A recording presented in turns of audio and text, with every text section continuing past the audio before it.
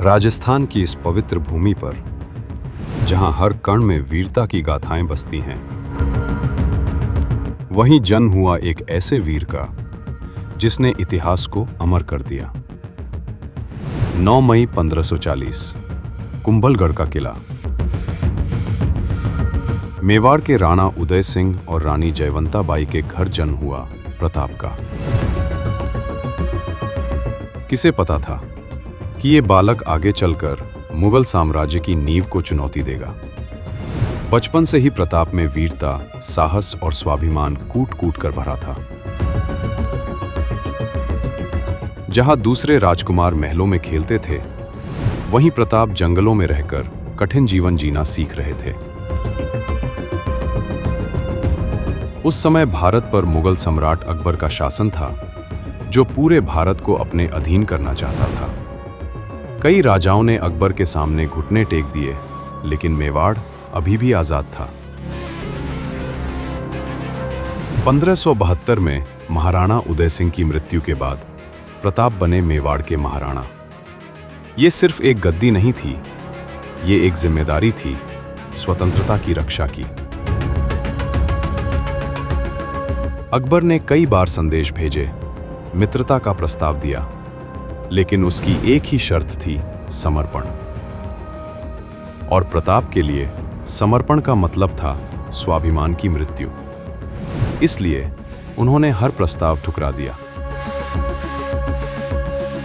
महाराणा प्रताप ने अपने परिवार के साथ जंगलों में जीवन बिताया। भूख, कठिनाई और संघर्ष उनका हर दिन था। लेकिन उन्होंने कभी अपनी मातृभूमि को नहीं छोड़ा। और इस संघर्ष में उनका सबसे बड़ा साथी था उनका वफादार घोड़ा चेतक।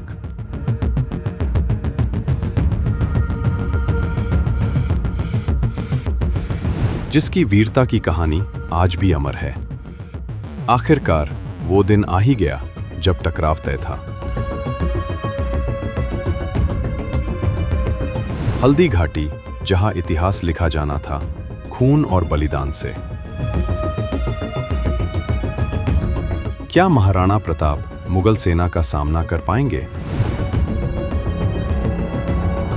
क्या स्वाभिमान साम्राज्य से बड़ा साबित होगा? जानिए अगले एपिसोड में हल्दी घाटी का महायुद्ध। हल्दी घाटी का युद्ध इतिहास का सबसे महान संघर्ष।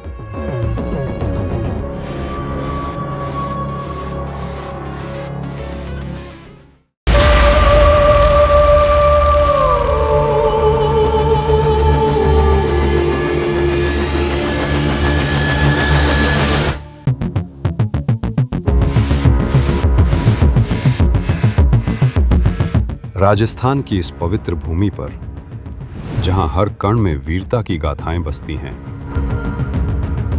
वहीं जन्म हुआ एक ऐसे वीर का जिसने इतिहास को अमर कर दिया।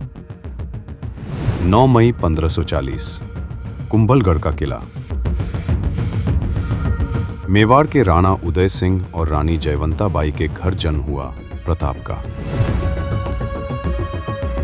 किसे पता था कि ये बालक आगे चलकर मुगल साम्राज्य की नींव को चुनौती देगा। बचपन से ही प्रताप में वीरता, साहस और स्वाभिमान कूट कूट कर भरा था। जहां दूसरे राजकुमार महलों में खेलते थे, वहीं प्रताप जंगलों में रहकर कठिन जीवन जीना सीख रहे थे।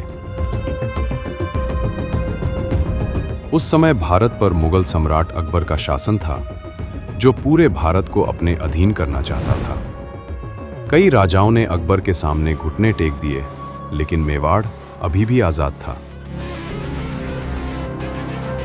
1572 में महाराणा उदय सिंह की मृत्यु के बाद प्रताप बने मेवाड़ के महाराणा। ये सिर्फ एक गद्दी नहीं थी, ये एक जिम्मेदारी थी, स्वतंत्रता की रक्षा की। अकबर ने कई बार संदेश भेजे, मित्रता का प्रस्ताव दिया, लेकिन उसकी एक ही शर्त थी, समर्पण। और प्रताप के लिए समर्पण का मतलब था स्वाभिमान की मृत्यु। इसलिए उन्होंने हर प्रस्ताव ठुकरा दिया। महाराणा प्रताप ने अपने परिवार के साथ जंगलों में जीवन बिताया। भूख, कठिनाई और संघर्ष उनका हर दिन था। लेकिन उन्होंने कभी अपनी मातृभूमि को नहीं छोड़ा। और इस संघर्ष में उनका सबसे बड़ा साथी था उनका वफादार घोड़ा चेतक।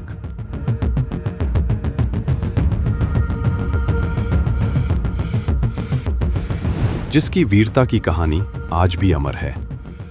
आखिरकार वो दिन आ ही गया जब टकराव तय था।